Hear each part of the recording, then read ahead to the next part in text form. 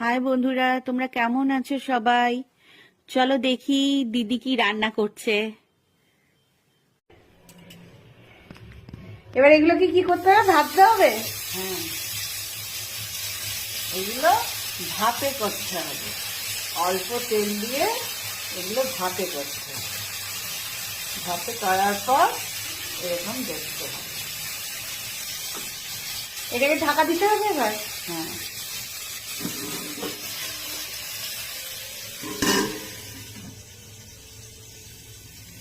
এগুলো আগে করে রেখেছে, হেভি হয়েছে, হেভি হয়েছে, খুব সুন্দর হয়েছে।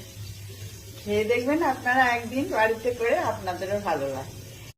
কাল দিদির বাড়ি গিয়ে দিদির হেসেলে হানা দিয়েছিলাম।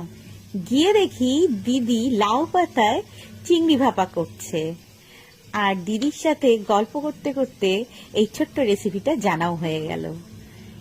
চিংড়ি মাছের মধ্যে সর্ষে, পোস্ত, অল্প মিষ্টি, লঙ্কা, লবণ আর অল্প একটু টক দই দিয়ে ভালো করে মাখিয়ে লাউ পাতার মধ্যে দিয়ে সেটাকে ভালো করে বেঁধে কড়ায় ভাপাতে বসিয়ে দিতে হবে।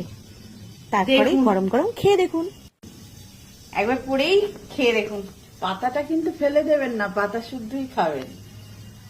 হেভি হয়েছে, খুব সুন্দর।